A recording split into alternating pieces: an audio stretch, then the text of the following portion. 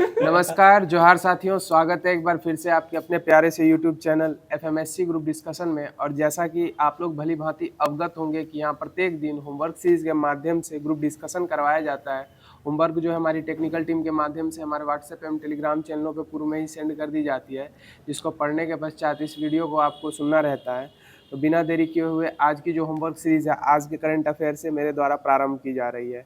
बताइएगा, हाल ही में चर्चा में रहे ऑपरेशन गजब लील हक का संबंध किन दो देशों से हो जाएगा? यह अफगानिस्तान एवं पाकिस्तान के मध्य हो जाएगा। हाल ही में चर्चा में रहे ऑपरेशन गजब लील हक का संबंध किन दो देशों से हो जाएगा? अफगानिस्तान एवं पाकिस्तान के मध्य हो जाएगा। बताइएगा, डुरंड रेखा किन दो देशों के मध्य है? यह अफगानिस्तान एवं पाकिस्तान के मध्य हो जाएगा। डुरंड रेखा किन दो देशों के मध्य है? अफगानिस्तान एवं पाकिस्तान के मध्य हो जाएगा। बताइए, भारत और पाकिस्तान के मध्य कौन सी रेखा है? रेड क्लिफ रेखा हो जाएगी। और भारत और चीन के मध्य कौन सी रेखा है? मैकमोहन रेखा हो जाएगी। सही जवाब हो जाएगा। बताइएगा, हाल ही में यूएनएफपीए इंडिया ने लैंगिक समानता के लिए किसे मानद राजदूत नियुक्त किया है? या कीर्ति सेनन को किया है। हाल ही में यूएनएफपीए इंडिया ने लैंगिक समानता के लिए किसे मानद राजदूत नियुक्त किया है? या कीर्ति सेनन को किया है। बताइएगा, हाल ही में चर्चा में रहे संस्मरण mother Mary comes to me का संबंध किससे हो जाएगा?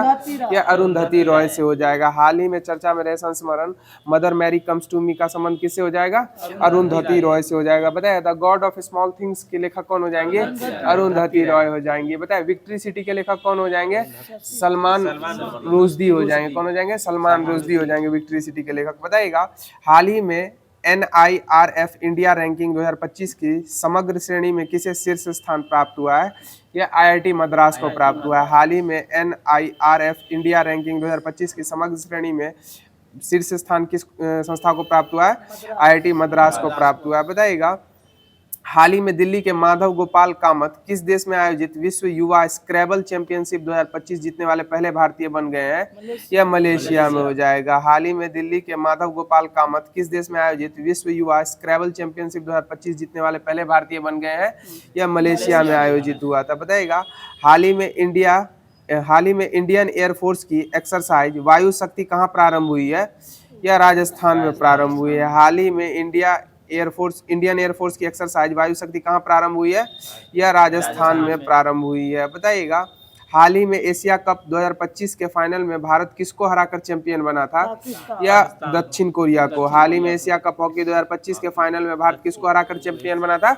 या साउथ कोरिया को हरा के बना था। बताइएगा, हाल ही में चर्चा में रही पुस्तक ऑपरेशन सिंदूर के लेखक कौन हो जाएंगे?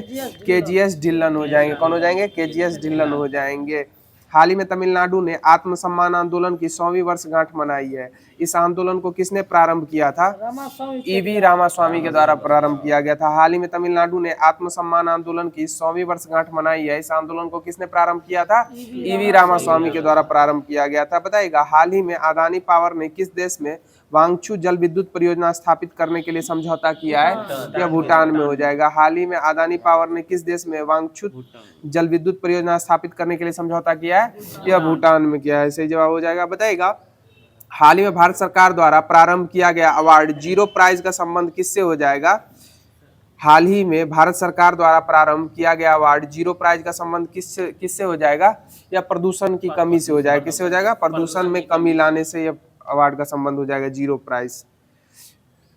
बताइएगा, हाल ही में कैंसर के टीके एंटेरोमिक्स का अनावरण किस देश के द्वारा किया गया है? या रूस के द्वारा किया गया। हाल ही में कैंसर के टीके एंटेरोमिक्स का अनावरण किसने किया है? या रूस के द्वारा किया गया। बताइएगा, हाल ही में अहमदाबाद में होने वाली 11वीं एशियाई एक्वेटिक्स चैंपियनशिप 2025 के लिए कौन सा शुभांकर लॉन्च किया गया था? या जलवीर लॉन्च किया गया था। कौन सा शुभांकर लॉन्च किया गया था? जलवीर शुभांकर लॉन्च किया गया था। बताइएगा, हाल ही में चर्चा में रहे गौरी बिदानूर रेडियो टेलीस्कोप कहाँ स्थित है? यह बेंगलोर में हो जाएगा। हाल ही में चर्चा में रही गौरी बिदानूर रेडियो टेलीस्कोप कहाँ स्थित हो जाएगी? यह बेंगलोर में हो जाएगी। बताइएगा, हाल ही में विश्व चैंपियन गुकेश को हराने वाले सबसे कम उम्र के ग्रैंड मास्टर कौन बन गए हैं? यह अभिमन्यु मिश्रा हो जाएंगे, जो भारतीय मूल के अमेरिकी हो जाएंगे। हाल ही में विश्व चैंपियन गुकेश को हराने वाले सबसे कम उम्र के ग्रैंड मास्टर कौन हो जाएंगे? अभिमन्यु मिश्रा हो जाएंगे। बताइएगा, हाल ही में दुनिया का पहला सिरेमिक अपशिष्ट पार्क कहाँ प्रारंभ करने की घोषणा की है? यह खुर्जा उत्तर प्रदेश में की गई है। हाल ही में दुनिया का पहला सिरेमिक अपशिष्ट पार्क कहाँ प्रारंभ करने की घोषणा की गई है? खुर्जा उत्तर प्रदेश में प्रारंभ करने की घोषणा हुई है। बताइएगा, हाल ही में भारत के पहले विदेशी अटल नवाचार केंद्र का उद्घाटन कहाँ किया गया है? यह अबू धाबी में किया गया। हाल ही में भारत के पहले विदेशी अटल नवाचार केंद्र का उद्घाटन कहाँ किया गया है? अबू धाबी यूएई में हो जाएगा। बताइएगा, हाल ही में चर्चा में रही संभव प्रणाली का संबंध किस संस्था से हो जाएगा? क्या भारतीय सेना से हो जाएगा? किससे हो जाएगा? भारतीय सेना से। हाल ही में चर्चा में रही संभव प्रणाली का संबंध किससे हो जाएगा? भारतीय सेना से संबंधित हो जाएगा। बताइएगा, भारत सरकार सर्वाइकल कैंसर के विरुद्ध HPV वैक्सीन का अभियान कहाँ लॉन्च करेगी? या अजमेर में लॉन्च करेगी। भारत सरकार सर्वाइकल कैंसर के विरुद्ध HPV वैक्सीन का अभियान कहाँ लॉन्च करेगी? या अजमेर में करेगी। और ट्रांसजेंडर सम्मेलन कहाँ हुआ था? अजमेर में ही हुआ था। ट्रांसजेंडर सम्मेलन कहाँ हुआ था? अजमेर में हुआ था। ट्रांसजेंडरों के लिए जो है ना अस्पताल हैदराबाद में खुला था। बताइएगा, हाल ही में लॉन्च भारत की पहली महिला त्रिसेवा जल यात्रा अभियान समुद्री प्रदक्षिणा का संबंध किससे हो जाएगा? या त्रिवेणी से संबंधित हो, INS त्रिवेणी से संबंधित हो जाएगा। हाल ही में लॉन्च भारत के पहले महिला त्रिसेवा जल यात्रा अभियान समुद्री प्रदक्षिणा का संबंध किससे हो जाएगा? INS त्रिवेणी से संबंधित हो जाएगा। बताइएगा, हाल ही में चर्चा में रही पुस्तक डिफरेंट बट नो लेस के लेखक कौन हो जाएंगे? किससे संबंधित हो जाएगा? यह अनुपम खेर से संबंधित हो जाएगा। हाल ही में चर्चा में रही पुस्तक डिफरेंट बट नो लेस पुस्तक कि संबंध किससे हो जाएगा? अनुपम खेर से हो जाएगा। बताइएगा, हाल ही में भ्रष्टाचार से निपटने के लिए AI मंत्री डायला को नियुक्त करने वाला दुनिया का पहला देश? यह अल्बानिया हो जाएगा। हाल ही में भ्रष्टाचार से निपटने के लिए AI मंत्री डायला को नियुक्त करने वाला दुनिया का पहला देश? अल्बानिया हो जाएगा। बताइएगा, हाल ही में भारत सरकार ने निजी कंपनियों को पहली स्वदेशी वैक्सीन एडफाल्सीवैक्स बनाने का लाइसेंस दिया है। इस वैक्सीन का संबंध किससे हो जाएगा? मलेरिया रोग से संबंधित हो जाएगा। और बताइए, मलेरिया रोग में मानव शरीर का क्या प्रभावित होता है? पलीहा प्रभावित हो जाता है। क्या प्रभावित होता है? पलीहा प्रभावित होता है। बताइएगा, मणिपुर में हिंसा की जांच करने वाले कमीशन ऑफ इंक्वायरी का नया चेयरपर्सन किन्हें नियुक्त किया गया है?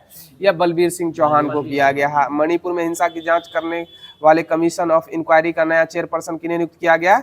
बलबीर सिंह चौहान को नियुक्त किया गया। सही जवाब हो जाएगा। बताइएगा, हाल ही में भारतीय नौसेना ने INS अरावली को कहाँ कमीशन किया है? या गुरुग्राम हरियाणा हो जाएगा। हाल ही में भारतीय नौसेना ने INS अरावली को कहाँ कमीशन किया है? या गुरुग्राम हरियाणा में किया है। बताइएगा, हाल ही में 160 किलोमीटर प्रति घंटा की रफ्तार के साथ भारत की सबसे तेज ट्रेन का खिताब किसने हासिल किया है?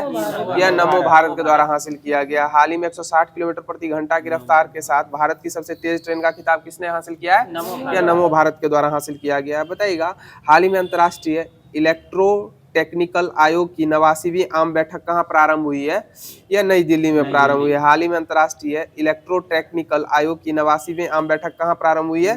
यह नई दिल्ली में। बताइएगा, हाल ही में केंद्रीय मंत्री डॉक्टर जितेंद्र सिंह ने भारत का पहला स्टेट इनोवेशन मिशन SIM कहाँ लॉन्च किया है? हाल ही में केंद्रीय मंत्री डॉक्टर जितेंद्र सिंह ने भारत का पहला स्टेट इनोवेशन मिशन SIM कहाँ लॉन्च किया है? यह त्रिपुरा में किया है। कहाँ किया है? त्रिपुरा में किया है। बताइएगा, महिला हॉकी एशिया कप 2025 का उपविजेता कौन सी टीम रही थी? यह इंडिया हो जाएगा। कौन हो जाएगा? इंडिया हो जाएगा। महिला हॉकी एशिया कप 2025 का उपविजेता कौन सी टीम रही थी? इंडिया। और विजेता कौन सी टीम रही थी? चाइना रही थी। बताइएगा, हाल ही में केंद्रीय मंत्री अमित शाह ने भारत के सबसे बड़े वीर सावरकर खेल परिसर का उद्घाटन कहाँ में किया है? यह अहमदाबाद में किया है। हाल ही में केंद्रीय मंत्री अमित शाह ने भारत के सबसे बड़े वीर सावरकर खेल परिसर का उद्घाटन कहाँ किया है? अहमदाबाद में किया। बताइएगा, हाल ही में प्रधानमंत्री नरेंद्र मोदी ने संयुक्त कमांडर सम्मेलन 2025 का उद्घाटन कहाँ किया है? या कोलकाता में किया है। हाल ही में प्रधानमंत्री नरेंद्र मोदी ने संयुक्त कमांडर सम्मेलन 2025 का उद्घाटन कहाँ किया है? कोलकाता में किया। कांच कांग्रेस 2025 का आयोजन कहाँ हुआ था? या कोलकाता में ही हुआ था। हाँ, 27। हाँ, बताइएगा, हाल ही में इंडियन नेवी ने SWC श्रेणी के तीसरे फ्लीट को शामिल किया। इसका नाम क्या है? हाल ही में इंडियन नेवी ने SWC श्रेणी के तीसरे फ्लीट को शामिल किया है। यह कौन सा जहाज था? INS अजदीप हो जाएगा। कौन हो जाएगा? INS अजदीप। बताइएगा हाल ही में नवीन और नवीकरणीय ऊर्जा मंत्रालय ने किस ऊर्जा पर पहली राष्ट्रीय नीति का अनावरण किया है? या भूतापीय ऊर्जा पर हो जाएगा। हाल ही में नवीन एवं नवीकरणीय ऊर्जा मंत्रालय ने किस ऊर्जा पर पहली राष्ट्रीय नीति का अनावरण किया है? या भूतापीय ऊर्जा। बताइएगा हाल ही में पहली बार विश्व सागौन सम्मेलन 2025 कहाँ प्रारंभ हुआ है? या कोच्चि में हुआ है। हाल ही में पहली बार विश्व सागौन सम्मेलन 2025 कहाँ प्रारंभ हुआ है? या कोच्चि में प्रारंभ हुआ है। बताइएगा हाल ही में T20I में दुनिया के नंबर 1 गेंदबाज बनने वाले भारत के तीसरे गेंदबाज कौन हो गए हैं? या वरुण चक्रवर्ती हो जाएंगे। कौन हो जाएंगे? वरुण चक्रवर्ती। हाल ही में T20I में दुनिया के नंबर 1 गेंदबाज बनने वाले भारत के तीसरे गेंदबाज कौन हो गए हैं? वरुण चक्रवर्ती हो जाएंगे। बताइएगा हाल ही में नीलेट ने भारत का पहला डेडिकेटेड क्वांटम और AI यूनिवर्सिटी कैंपस प्रारंभ करने के लिए किसके साथ समझौता किया है? या आंध्र प्रदेश के साथ समझौता किया। हाल ही में नीलेट ने भारत का पहला डेडिकेटेड क्वांटम और AI यूनिवर्सिटी कैंपस प्रारंभ करने के लिए किसके साथ समझौता किया है? या आंध्र प्रदेश के साथ समझौता किया है। बताइएगा हाल ही में ऑस्कर 2026 में अंतर्राष्ट्रीय फीचर पुरस्कार श्रेणी में भारत की आधिकारिक प्रविष्टि के रूप में किसे चुना गया था? या होम बाउंड को चुना गया था। हाल ही में ऑस्कर 2026 में अंतर्राष्ट्रीय फीचर फिल्म पुरस्कार श्रेणी में भारत की आधिकारिक प्रविष्टि के रूप में किसे चुना गया था? होम बाउंड को चुना गया था। बताइएगा हाल ही में प्रधानमंत्री मोदी ने भारत के सबसे तेज क्रूज टर्मिनल का अनावरण कहाँ किया है? या मुंबई में किया है। हाल ही में प्रधानमंत्री मोदी ने भारत के सबसे बड़े क्रूज टर्मिनल का अनावरण कहाँ किया है? या मुंबई में किया है। बताइएगा हाल ही में स्नो लेपर्ड पुलिस बटालियन किसने तैनात की है? या जम्मू कश्मीर के द्वारा की गई है। हाल ही में स्नो लेपर्ड पुलिस बटालियन किसने तैनात की है? या जम्मू कश्मीर के द्वारा प्रदान की गई है, तैनात की गई है। और आज जम्मू कश्मीर जो है आपका रणजी ट्रॉफी का खिताब जीत चुका है। बताइएगा हाल ही में महिला वर्ग में वर्ष 2025 का बैलन डी'ओर पुरस्कार किसे मिला था? एताना बोनामाती को मिला था। हाल ही में महिला वर्ग में वर्ष 2025 का बैलन डी'ओर पुरस्कार किसे मिला था? एताना बोनामाती को मिला था। बताइएगा हाल ही में एशिया के सबसे बड़े रेल संचालन कमांड सेंटर का अनावरण कहाँ हुआ है? यह साबरमती गुजरात में हो जाएगा। हाल ही में एशिया के सबसे बड़े रेल संचालन कमांडेंट सेंटर का अनावरण कहाँ हुआ है? साबरमती गुजरात में हुआ है। बताइएगा हाल ही में चर्चा में रहे देश के पहले व्हाट्सएप गवर्नेंस मॉडल मनमित्र का संबंध किससे हो जाएगा? आंध्र प्रदेश से संबंधित हो जाएगा। हाल ही में चर्चा में रहे देश के पहले व्हाट्सएप गवर्नेंस मॉडल मनमित्र का संबंध किस राज्य से हो जाएगा? आंध्र प्रदेश से हो जाएगा। तो साथियों आज का जो होमवर्क सीरीज के माध्यम से करंट बनने वाला था वो डिस्कशन के माध्यम से समाप्त कर दिया गया है। अब आगे की कड़ी में आप लोग के मध्य लुसेंट सीरीज के माध्यम से जो हिस्ट्री दिया गया था वो स्टार्ट किया जा रहा है। बताइएगा कामागाता मारू जापानी जहाज जो था इसको किसके द्वारा किराए पर लिया गया था? बाबा गुरुदत्त सिंह के द्वारा लिया गया था। किसके द्वारा लिया गया था? बाबा गुरुदत्त सिंह के द्वारा लिया गया था। और बताइएगा कामागाता मारू जहाज जो था वह किस बंदरगाह पर पहुंचा था? या बजबज नामक बंदरगाह पर पहुंचा था। और कामागाता मारू की घटना कब हुई थी? 1914 26 सितंबर 1914 को हुई थी। बताइएगा प्रयागराज में सेवा समिति की स्थापना 1914 में किसके द्वारा की गई थी? हृदयनाथ कुंजरू के द्वारा की गई थी। प्रयागराज में सेवा समिति की स्थापना 1914 में किसके द्वारा की गई थी? हृदयनाथ कुंजरू के द्वारा की गई थी। बताइएगा सर्वेंट ऑफ इंडिया सोसाइटी की स्थापना किस व्यक्ति के द्वारा की गई थी? गोपाल कृष्ण गोखले के द्वारा सर्वेंट ऑफ इंडिया सोसाइटी की स्थापना 1905 में की गई थी। सर्वेंट ऑफ इंडिया सोसाइटी की स्थापना किन्होंने की थी? गोपाल कृष्ण गोखले के द्वारा 1905 में की गई थी। बताइएगा अंग्रेज सरकार ने महात्मा गांधी को कैसरे हिंद की उपाधि से कब सम्मानित किया गया था? 1915 में सम्मानित किया था। और इस उपलब्धि को ये कब वापस लौटा दिए थे? 1920 में लौटाए थे। 20 में लौटाए थे। बताइएगा कांग्रेस के लखनऊ अधिवेशन 1916 में कांग्रेस के दोनों दलों में क्या हो गई थी? एकता हो गई थी। गरम दल और नरम दल में एकता हो गई थी। और अन्य संगठन कौन सा था जो सम्मिलित हो गया था कांग्रेस में? यह मुस्लिम लीग हो जाएगा। कौन सा हो जाएगा? मुस्लिम लीग में भी समझौता हो गया था। गरम दल एवं नरम दल कांग्रेस में भी संधि हो गई थी और मुस्लिम लीग से भी संधि शामिल हो गया था। बताइएगा मुस्लिम लीग जो 1916 के लखनऊ अधिवेशन में भारतीय राष्ट्रीय कांग्रेस के साथ एक मंच पे आया था। इस अधिवेशन की अध्यक्षता कौन? अंबिका चरण मजूमदार। अंबिका चरण मजूमदार इसकी अध्यक्षता कर रहे थे। जबकि उस समय मुस्लिम लीग के अध्यक्ष कौन थे? अध्यक्षता कौन कर रहे थे लखनऊ सम्मेलन के समय? यह मोहम्मद अली जिन्ना के द्वारा की जा रही थी। किसके द्वारा की जा रही थी? मोहम्मद अली जिन्ना के द्वारा की जा रही थी। बताइएगा बाल गंगाधर तिलक ने स्वशासन प्राप्ति हेतु कब पूना में होम रूल आंदोलन की स्थापना की थी? यह 1916 28 अप्रैल 1916 को बाल गंगाधर तिलक ने स्वशासन प्राप्ति हेतु पूना में होम रूल की लीग की स्थापना की थी। बताइएगा होम रूल लीग के अध्यक्ष कौन थे? जोसेफ बतिस्ता हो जाएंगे। कौन हो जाएंगे? जोसेफ बतिस्ता। एवं सचिव कौन थे? एनसी केलकर हो जाएंगे। होम रूल पूना में जो होम रूल लीग की स्थापना की थी बाल गंगाधर तिलक के द्वारा, इसके अध्यक्ष कौन थे? जोसेफ बतिस्ता हो जाएंगे। और सचिव कौन थे? एनसी केलकर हो जाएंगे। बताइए तिलक ने अपने अखबार मराठा एवं केसरी के माध्यम से किस आंदोलन का प्रचार प्रसार किया था? यह होम रूल आंदोलन का प्रचार प्रसार किया था। और बताइए मराठा किस भाषा में प्रकाशित होता था? अंग्रेजी भाषा में। और केसरी किस भाषा में प्रकाशित होता था? मराठी भाषा में प्रकाशित होता था। बताइएगा 1916 में एनी बेसेंट ने कहाँ में होम रूल लीग की स्थापना की थी? यह अडियार मद्रास में की थी। एनी बेसेंट ने 1916 में कहाँ में होम रूल लीग की स्थापना की थी? अडियार मद्रास में की थी। और बताइएगा इसके सचिव कौन, एनी बेसेंट के द्वारा सचिव किसको बनाया गया था? जॉर्ज अरुंडेल को बनाया गया था। तिलक के द्वारा अध्यक्ष किसे बनाया गया था? जोसेफ बतिस्ता। एवं सचिव किसे बनाया गया था? केसी केलकर को। जबकि एनी बेसेंट के द्वारा किसको सचिव बनाया गया था? जॉर्ज अरुंडेल को बनाया गया था। बताइएगा न्यू इंडिया दैनिक पत्र जो था यह किसके द्वारा प्रकाशित किया गया था? यह एनी बेसेंट के माध्यम से ही प्रकाशित होता था। बताइएगा कॉमनवेल्थ जो साप्ताहिक पत्रिका थी यह किसके द्वारा? यह एनी बेसेंट के द्वारा ही होती थी। बताइएगा गोपाल कृष्ण गोखले ने अपने संगठन सर्वेंट ऑफ इंडिया सोसाइटी के सदस्यों को किस आंदोलन में भाग लेने की अनुमति नहीं दी थी? यह होम रूल आंदोलन में भाग लेने की अनुमति नहीं दी थी। गोपाल कृष्ण गोखले ने होम रूल आंदोलन में सर्वेंट ऑफ इंडिया सोसाइटी के सदस्यों को भाग लेने की अनुमति नहीं दी थी। बताइएगा थियोसॉफिकल सोसाइटी की स्थापना किसके द्वारा और कब की गई थी? थियोसॉफिकल सोसाइटी की स्थापना किसके द्वारा और कब की गई थी? यह 1875 में कर्नल आल्टमैन एवं मैडम ब्लाटस्की के द्वारा की अमेरिका में की गई थी।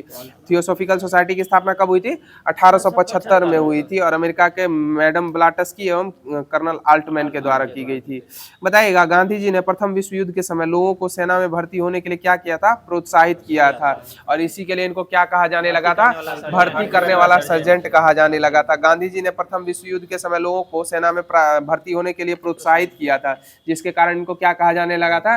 भर्ती करने वाला सर्जेंट। और बताइएगा प्रथम विश्व युद्ध में कितने देशों ने भाग लिया था? 37 देशों के द्वारा भाग लिया गया था। और प्रथम 61 द्वितीय विश्व युद्ध में लिया था। और बताइएगा प्रथम विश्व युद्ध कब प्रारंभ हुआ था? 1914 से 18 के मध्य हुआ था। कब से कब के मध्य हुआ था? 1914 से 18 के मध्य हुआ था। बताइएगा 28 जुलाई। हाँ बताइएगा बिहार के एक किसान नेता राजकुमार शुक्ल ने गांधी जी को चंपारण आने के लिए प्रेरित किया था। किस कारण से प्रेरित?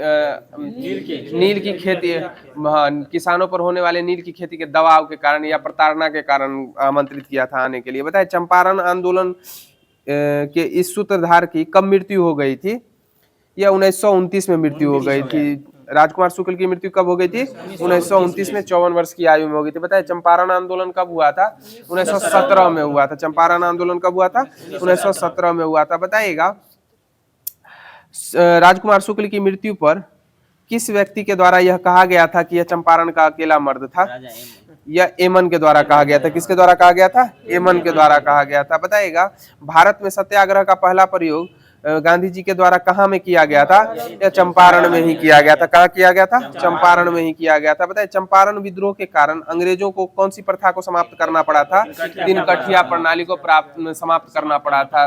चंपारण आंदोलन के कारण अंग्रेजों को क्या समाप्त करना पड़ा था? तीन कठिया प्रणाली को समाप्त करना पड़ा था। बताइएगा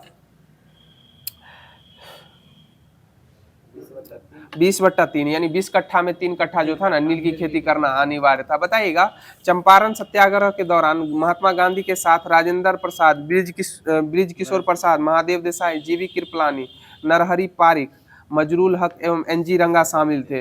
तो बताइएगा चंपारण सत्याग्रह के दौरान गांधी जी की जान किस व्यक्ति के द्वारा बचाई गई थी? या बत्तख मियाँ के द्वारा बचाई गई थी। चंपारण सत्याग्रह के दौरान गांधी जी की जान किस व्यक्ति ने बचाई थी? बत्तख मियाँ ने बचाई थी। बताइएगा गांधी जी ने सत्याग्रह का सर्वप्रथम प्रयोग कहाँ में किया था? या दक्षिण अफ्रीका में किया था। गांधी जी ने सत्याग्रह का सर्वप्रथम प्रयोग कहाँ किया था? दक्षिण अफ्रीका में किया था। बताइएगा एनी बेसेंट ने अपने होम रूल लीग को कब समाप्त करने की घोषणा की थी? या 20 अगस्त 1917 को समाप्त करने की घोषणा की थी? एनी बेसेंट ने अपने होम रूल लीग को कब समाप्त करने की घोषणा की थी? 20 अगस्त 1917 को की थी। बताइएगा। मॉन्टेग्यू घोषणा को किस व्यक्ति के द्वारा सूर्यविहीन उषा काल कहा गया था? या तिलक, बाल गंगाधर तिलक के द्वारा कहा गया था। मॉन्टेग्यू घोषणा को सूर्यविहीन उषा काल किस व्यक्ति के द्वारा कहा गया था? बीजी तिलक के द्वारा कहा गया था। बताएगा। उदारवादी कांग्रेसियों ने मॉन्टेग्यू घोषणा को किसकी संज्ञा दी थी? या भारत का मैग्ना कार्टा की संज्ञा दी थी। और मॉन्टेग्यू घोषणा कब हुई थी? 20 अगस्त 1917 को तत्कालिक भारतीय सचिव मॉन्टेग्यू ने ब्रिटिश सरकार द्वारा भारत में लागू किए जाने वाले प्रस्तावित सुधारों की घोषणा की थी। इसमें 4 बातें उल्लेखित थी। उदारवादी कांग्रेसियों ने मॉन्टेग्यू घोषणा को क्या कहा था? भारत का मैग्ना कार्टा कहा था। क्या कहा था? भारत का मैग्ना कार्टा कहा था। बताइएगा। 1918 में महात्मा गांधी ने अहमदाबाद टेक्सटाइल लेबर एसोसिएशन की स्थापना की थी। उस समय सबसे बड़ी ट्रेड यूनियन थी अहमदाबाद टेक्सटाइल लेबर एसोसिएशन। उन्होंने यहाँ पर क्या सिद्धांत दिया था? ट्रस्टीशिप का सिद्धांत दिया था। क्या, कौन सा सिद्धांत दिया था? ट्रस्टीशिप का सिद्धांत दिया था। और इन्होंने बताया था कि पूंजीपति जो है मजदूरों के हितों की रक्षा करने वाले क्या होते हैं? ट्रस्टी होते हैं। क्या होते हैं? ट्रस्टी होते हैं। बताइएगा। AITUC की स्थापना कब हुई थी? All India trade union Congress की, यह 31 अक्टूबर 1920 को हुई थी। All India trade union Congress की स्थापना कब हुई थी? 31 अक्टूबर 1920 को हुई थी। और इसका स्थापना किन्होंने की थी? NM जोशी के द्वारा की गई थी। AITUC की स्थापना कब हुई, किसके द्वारा की गई थी? NM जोशी के द्वारा की गई थी। उसके पहले अध्यक्ष कौन निर्मित हुए थे? लाला लाजपत राय नियुक्त हुए थे। AITUC के पहले अध्यक्ष कौन नियुक्त हुए थे? लाला लाजपत राय हो जाएंगे। बताइएगा। गांधी जी ने 1918 में गुजरात के खेड़ा जिले में हुए खेड़ा आंदोलन में कौन सा नारा चलाया था? कर्म नहीं आंदोलन। कौन सा आंदोलन चलाया था? कर नहीं आंदोलन चलाया था। बताइएगा। गांधी जी ने रॉलेट एक्ट के विरुद्ध 6 अप्रैल 1919 को देशव्यापी हड़ताल चलाई थी। और बताइएगा। अमृतसर में जलियांवाला बाग हत्याकांड कब हुआ था? यह 13 अप्रैल 1919 को हुई थी। अमृतसर में जलियांवाला बाग हत्याकांड कब हुआ था? 13 अप्रैल 1919 को हुआ था। किसकी गिरफ्तारी में सभा हो रही थी? डॉक्टर सतपाल मलिक एवं सैफुद्दीन किचलू के डॉक्टर सतपाल मलिक एवं सैफुद्दीन किचलू की गिरफ्तारी के विरोध में यह सभा हो रही थी। बताइएगा। जनसभा पर अंधाधुन गोली किसके द्वारा चलवाई गई थी? REH डायर ऑर्डर दिए थे, ओ डायर चलाए थे। REH डायर क्या किए थे? ऑर्डर दिए थे। ओ डायर क्या किए थे? चलाए थे। बताइएगा। कांग्रेस समिति के अनुसार लगभग कितने व्यक्तियों की मृत्यु हुई थी? यह 1000 व्यक्तियों की मृत्यु हुई थी। सरकारी रिपोर्ट के अनुसार कितने व्यक्तियों की मृत्यु हुई थी? 379 व्यक्तियों की मृत्यु हुई थी। सरकारी रिपोर्ट के अनुसार कितने व्यक्तियों की मृत्यु हुई थी? 379। जबकि कांग्रेस समिति के अनुसार ये 1000 व्यक्तियों की मृत्यु हुई थी। बताइएगा। जलियांवाला बाग हत्याकांड में किस भारतीय ने डायर का सहयोग किया था? जलियांवाला बाग हत्याकांड में किस भारतीय के द्वारा जनरल डायर का सहयोग किया गया था? यह हंसराज के द्वारा किया गया था। किसके द्वारा किया गया था? हंसराज के द्वारा। बताइए। जलियांवाला बाग हत्याकांड के विरोध में वायसराय की कार्यकारिणी परिषद से किस व्यक्ति के द्वारा इस्तीफा दे दिया गया था? या शंकरन नायर के द्वारा दे दिया गया था। जलियांवाला बाग हत्याकांड के विरोध में वायसराय की कार्यकारिणी परिषद की सदस्यता से किस व्यक्ति ने इस्तीफा दे दिया था?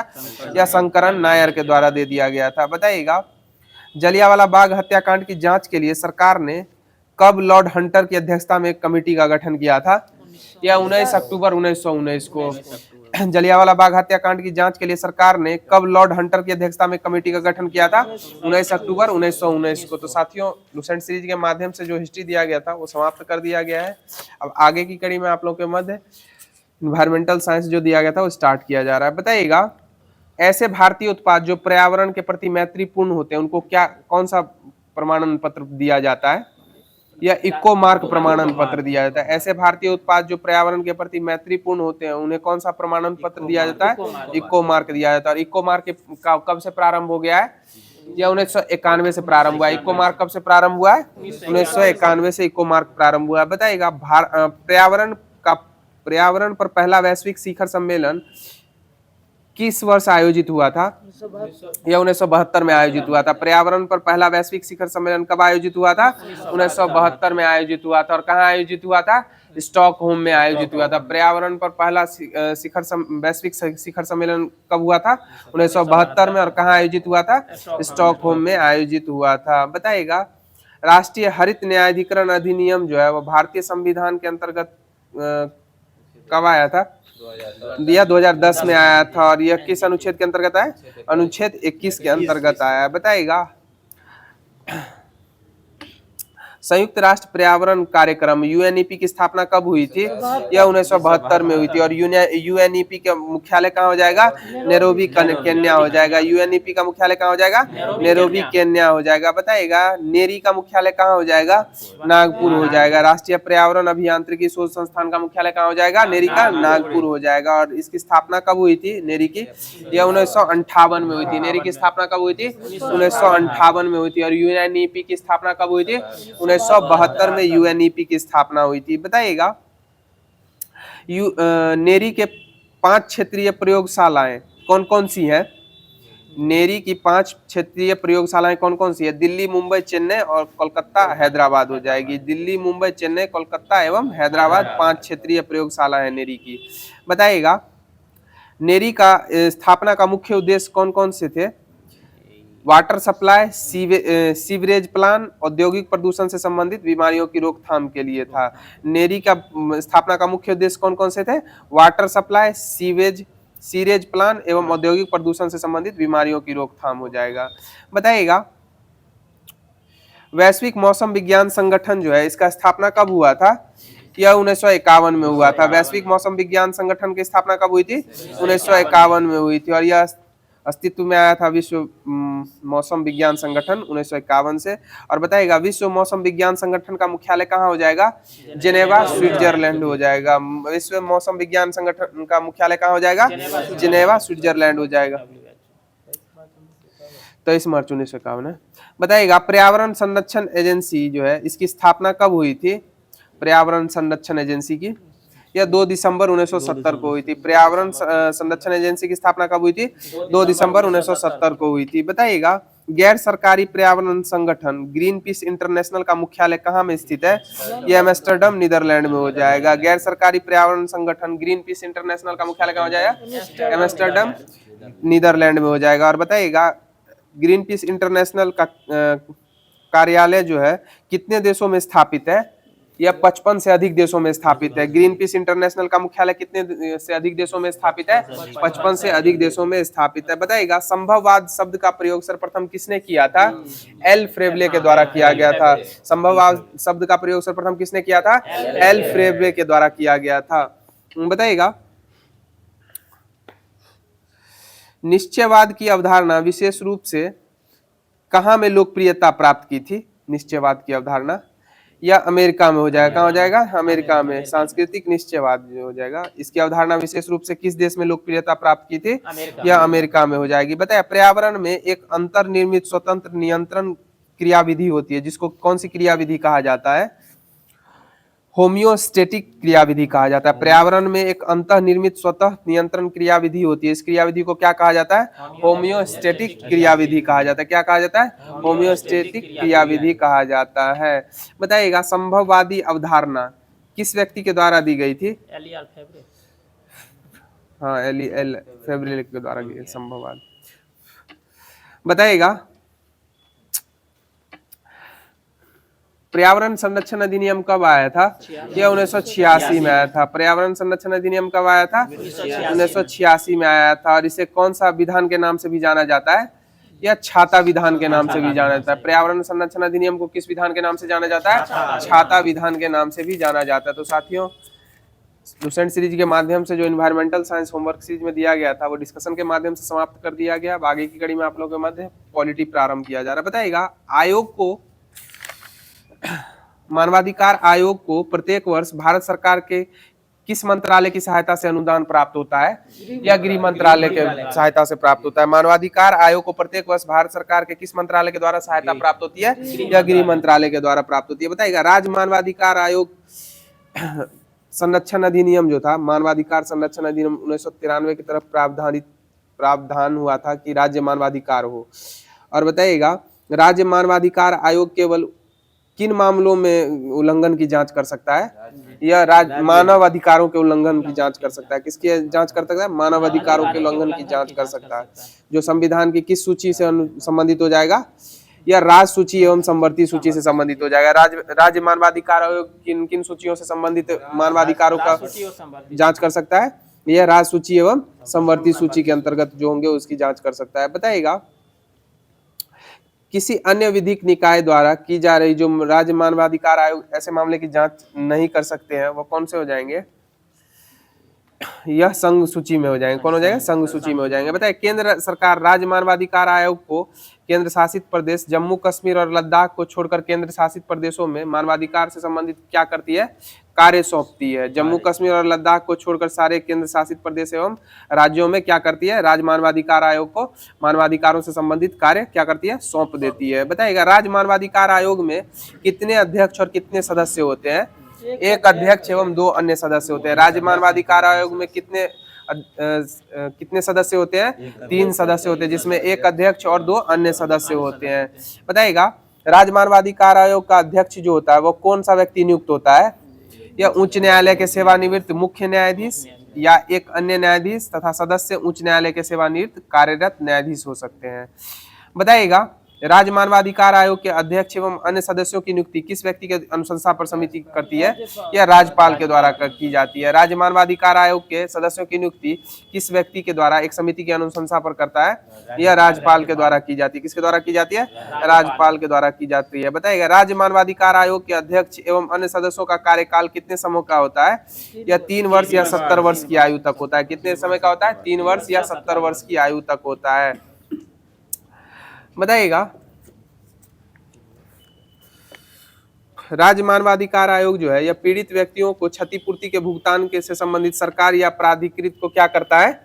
सिफारिश करता है। क्या करता है? सिफारिश करता है। यदि कोई व्यक्ति पीड़ित है, उसके मानवाधिकार का हनन हुआ है, तो जांच के पश्चात क्या करेगा? राज्य मानवाधिकार उसको क्या करेगा?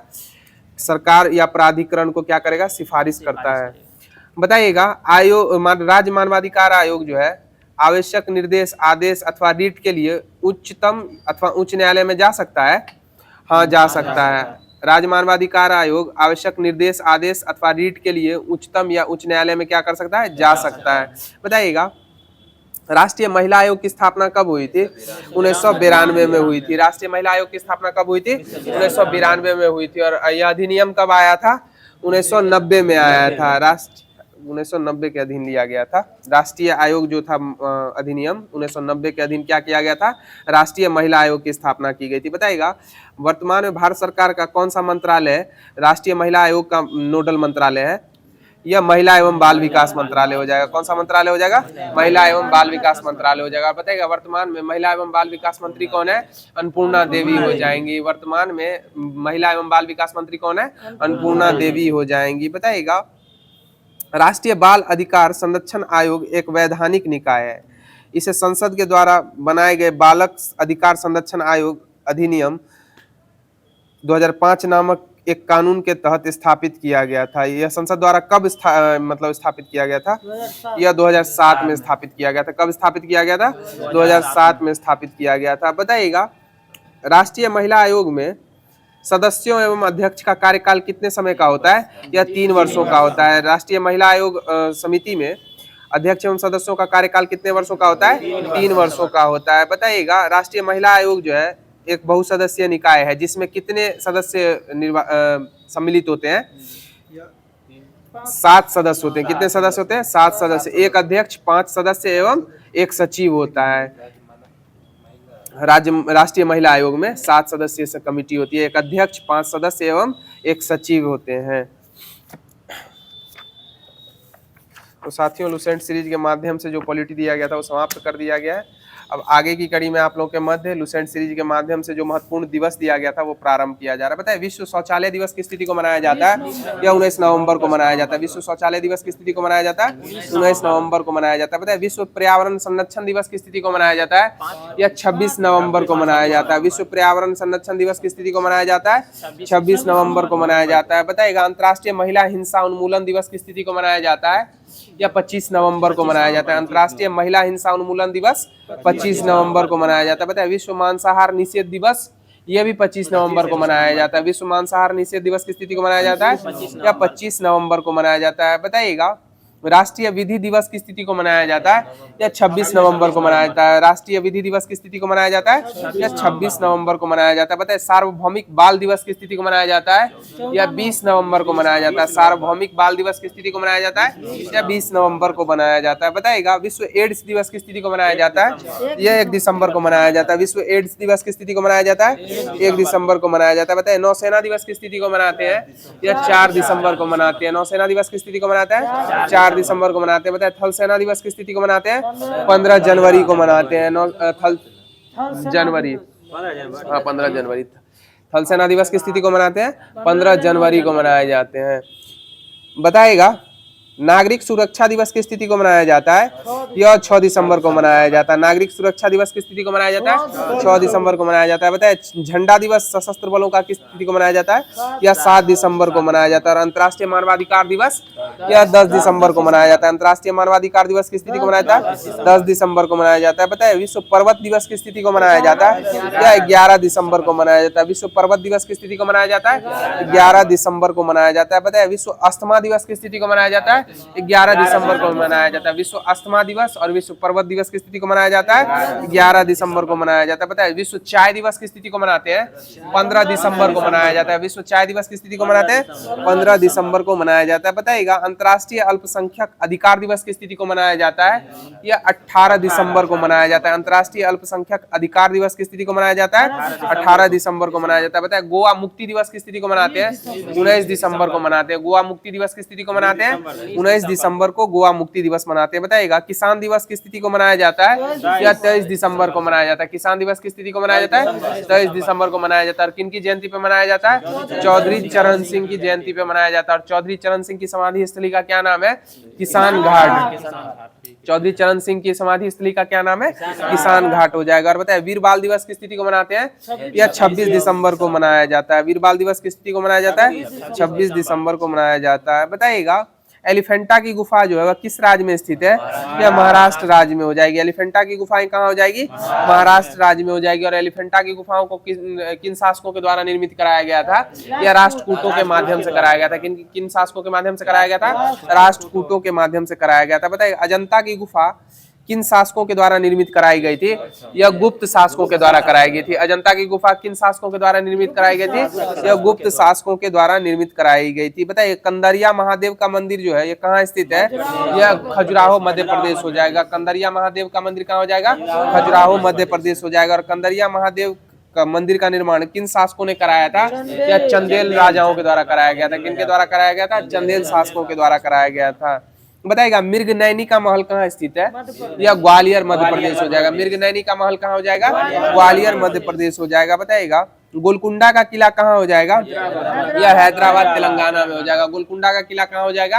हैदराबाद तेलंगाना में हो जाएगा। और गोलकुंडा के किले की निर्माण किसने कराया था? कुली कुतुब शाह के द्वारा कराया गया था। किसके द्वारा कराया गया था? कुली कुतुब शाह के द्वारा कराया गया था। बताइएगा। 2.5 दिन का झोपड़ा कहाँ स्थित है? यह अजमेर राजस्थान में हो जाएगा। 2.5 दिन का झोपड़ा कहाँ स्थित हो जाएगा? अजमेर राजस्थान में हो जाएगा। इसी के बारे में कहा गया जो 2.5 दिन का झोपड़ा जो था जो क्या हो जाएगा? जहाँ नमाज पढ़ते हैं मस्जिद जो हो जाएगा। 2.5 दिन का झोपड़ा। पूर्व में क्या था? संस्कृत विद्यालय था। बताइएगा। तुगलकाबाद कहाँ हो जाएगा? यह दिल्ली में हो जाएगा। तुगलकाबाद कहाँ हो जाएगा? दिल्ली में हो जाएगा। और तुगलकाबाद का निर्माण किसने कराया था? यह गयासुद्दीन तुगलक के द्वारा कराया गया था। तुगलकाबाद का निर्माण किसने कराया था? गयासुद्दीन तुगलक ने कराया था। बताइएगा। फिरोज शाह कोटला का अभी नया नाम क्या है? अरुण जेटली क्रिकेट स्टेडियम हो जाएगा। डीडीसीए में पूरा अधिकार हो गया बीजेपी का, जिसमें रोहन जेटली जो हो जाएंगे अध्यक्ष निर्मित हो गए, जो अरुण जेटली के पुत्र हैं। बताइएगा। फिरोज शाह कोटला को किस शासक के द्वारा निर्मित कराया गया था? फिरोज शाह तुगलक के द्वारा कराया गया था। फिरोज शाह कोटला का निर्माण किसने कराया था? फिरोज शाह तुगलक ने कराया था। बताइएगा। हिल्ती मीनारे कहाँ स्थित है? यह अहमदाबाद गुजरात में हो जाएगा। हिल्ती मीनारे कहाँ हो जाएगी? अहमदाबाद गुजरात में हो जाएगा। बताइए। पिछौला झील कहाँ हो जाएगा? उदयपुर राजस्थान हो जाएगा। पिछौला झील कहाँ हो जाएगा? उदयपुर राजस्थान हो जाएगा। तो साथियों, लुसेंट सीरीज के माध्यम से जो भी होमवर्क दिया गया था वो डिस्कशन के माध्यम से आप लोगों के मध्य समाप्त कर दिया गया है। अब आगे की कड़ी में आप लोग के मध्य महेश बंडवाल द्वारा रचित कॉस्मोस पब्लिकेशन का जो एनसीईआरटी का सारभूत तत्व दिया गया था वो स्टार्ट किया जा रहा है। ज्योग्राफी के माध्यम से। बताइएगा किस देश के पास सर्वाधिक समय कटिबंध है, या फ्रांस के पास हो जाएगा। किस देश के पास सर्वाधिक समय कटिबंध है, या फ्रांस के पास हो जाएगा। बताइएगा भारतीय मानक समय रेखा और कर्क रेखा एक दूसरे को कहाँ में काटती है, या छत्तीसगढ़ में काटती है। भारतीय मानक समय रेखा और कर्क रेखा एक दूसरे को कहाँ काटती है, छत्तीसगढ़ में काटती है। बताइए भारत की मुख्य भूमि की तटीय लंबाई कितनी है, 6100 किलोमीटर हो जाएगी। भारत की मुख्य भूमि की तटीय लंबाई कितनी हो जाएगी, 6100 किलोमीटर हो जाएगी। बताइए म्यांमार की सर्वाधिक सीमा किस भारतीय राज्य से लगती है, यह अरुणाचल प्रदेश से हो जाएगा। म्यांमार से किस भारतीय राज्य की सर्वाधिक सीमा लगती है, अरुणाचल प्रदेश से लगती है। बताइएगा जनसंख्या की दृष्टि से भारत का विश्व में कौन सा स्थान है, दूसरा ना हो जाएगा। क्षेत्रफल की दृष्टि से 7वां हो जाएगा एवं जनसंख्या की दृष्टि से दूसरा स्थान हो जाएगा। और भारत को कुल विश्व की जनसंख्या में कितना प्रतिशत योगदान करता है, 17.5% करता है। और क्षेत्रफल की दृष्टि से कितना इसका अंश है, 2.42% हो जाएगा। संपूर्ण विश्व के क्षेत्रफल का कितना हो जाएगा, 2.42% हो जाएगा। बताइएगा असम की सीमा कुल कितने राज्यों एवं केंद्र शासित प्रदेशों को स्पर्श करती है, 7।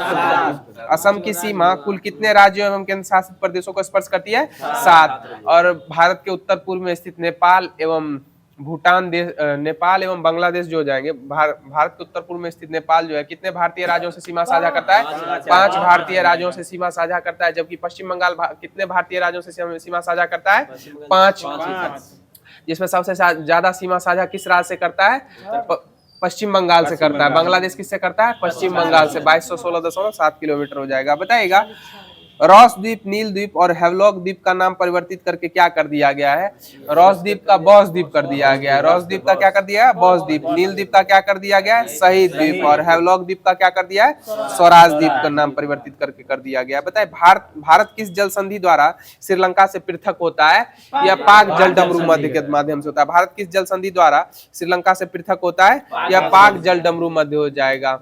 बताइएगा भारत का कौन सा राज्य तीन ओर से बांग्लादेश की सीमा से घिरा हुआ है, या त्रिपुरा हो जाएगा। भारत का कौन सा राज्य तीन ओर से बांग्लादेश की सीमा से घिरा हुआ है, त्रिपुरा। बताइए कर्क रेखा त्रिपुरा से गुजरती है कि नहीं गुजरती है, गुजरती है। कर्क रेखा त्रिपुरा से गुजरती है। बताइएगा 9 डिग्री चैनल जो है वो किन किन के मध्य हो जाएगा, या लक्षद्वीप और मिनी क्वाय के मध्य हो जाएगा। 9 डिग्री चैनल किन किन के मध्य हो जाएगा, लक्षद्वीप और मिनी क्वाय के मध्य हो जाएगा। बताइएगा 8 डिग्री चैनल किन दो के मध्य हो जाएगा, मालदीव एवं मिनी क्वाय के मध्य हो जाएगा। बताइए माहिम क्रीक यह कहाँ स्थित है, यह मुंबई में हो जाएगा। माहिम क्रीक कहाँ हो जाएगा, मुंबई में। एक पतली सी निवेशिका है माहिम क्रीक। बताइए कच्छ की खाड़ी कहाँ हो जाएगी, गुजरात में हो जाएगी। और खंबात की खाड़ी कहाँ हो जाएगी, यह गुजरात में, पूर्वी गुजरात में हो जाएगी। खंबात की खाड़ी कहाँ हो जाएगी, पूर्वी गुजरात में। बताइएगा मन्नार की खाड़ी जो है वह किस किस को के मध्य स्थित है, मन्नार की खाड़ी, या दक्षिण पूर्वी तमिलनाडु और श्रीलंका के मध्य हो जाएगी। मन्नार की खाड़ी किस किस के मध्य हो जाएगी, दक्षिण पूर्वी तमिलनाडु और श्रीलंका के मध्य हो जाएगी। बताइएगा कोको स्टेट किन दो के मध्य है,